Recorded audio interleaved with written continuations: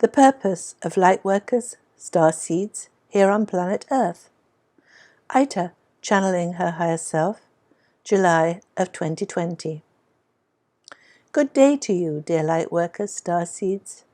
We are very pleased to connect with you. You, our dear ones here on planet Earth, in this very interesting time of revelation, are doing very well indeed. It may not seem to you that you are doing well, but we say with confidence that you are doing well. You see, as Lightworkers, Starseeds, you chose a very difficult life. You volunteered to come here to planet Earth to help humanity raise itself out of the third-dimensional fear paradigm into the fifth-dimensional heavenly love vibration. Many, many spirits volunteered to send a part of their great beingness here for just this purpose. You, the bravest of the brave, were accepted, and so you came to Earth to fulfill your mission. Before you came, you planned your life here with your soul family and your angelic guides. Your soul knew what it needed to experience to lift itself to a higher vibration, to more light, love, and bliss. Knowing and experiencing are two different things. That is why you came to Earth, to experience. You came to feel what negativity and not preferred events feel like. You came to feel negative emotions, that you might all the better realize that you prefer and deeply want only love. In order to help mankind, in order to rise above the fray of the third-dimensional fear entrainment, you chose very difficult lives. You have had many fearful experiences. You were inherently kind and loving, while those around you had narcissistic tendencies and a need to poke and prod at each other in negative ways. So you suffered greatly from the slings and arrows and denigrating words they thoughtlessly and selfishly threw at you. You felt so much negativity from your fellow humans that you began to think ill of yourself. You became convinced you were not worthy. You were gaslighted. You were abused verbally and sometimes physically. The slings and arrows of outrageous fortune, as you perceived it then, were your everyday experience. So you turned to self-abuse. To escape the awful, sad and guilty feelings of not being good enough, you drank, smoked, overate, shopped, gambled, took drugs, and tried any number of escape mechanisms. Thus you experienced the difficult and debasing, addictive side of human life. Indeed, you lived in deep, dark fear and loneliness. You felt alone and abandoned. You did not fit in, and you could not understand why. So now, dear hearts, dear souls, now you have awakened. You have lived the human life you planned to live. You have lived through the difficult and negative feelings and emotions that you planned to feel. You have experienced that which your soul wished to experience.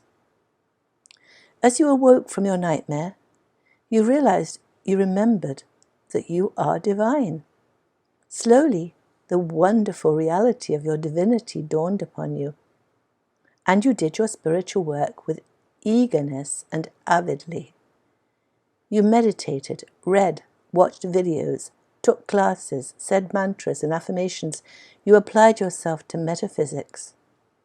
Metaphysics is the art of changing a bad picture of life into a better picture by the use of mantras, meditation, affirmations, and journaling.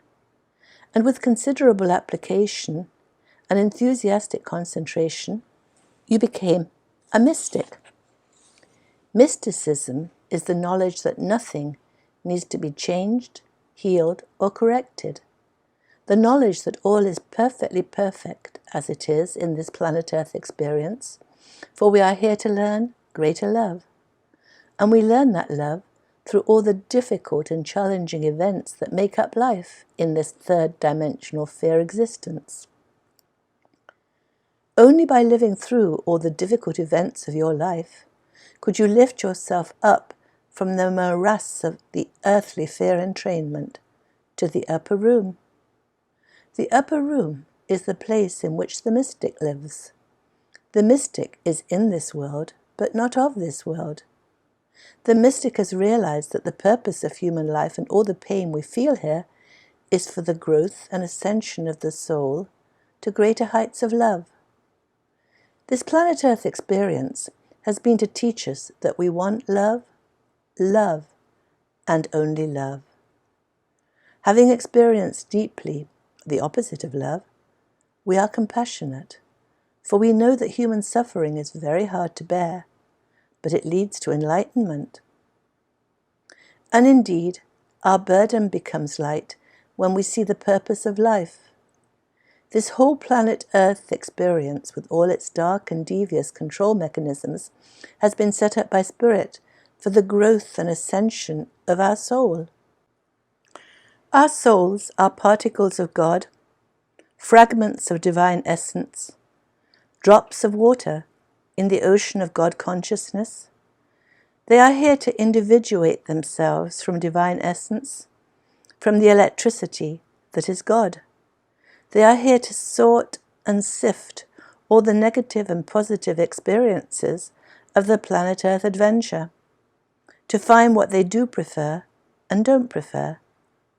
And the inevitable conclusion of experiencing all this chaos and discombobulation is that we prefer love. And to ascend, we need to see how this planet Earth experience has been set up. We need to see how the control mechanisms work. We cannot heal ourselves, we cannot turn to love until we see the big picture of the planet Earth experience. That big picture is now being revealed to all who have eyes to see and ears to hear, to all that have, at a soul level, decided to ascend. The big picture is that there is a government behind the government that has been controlling our environment for eons.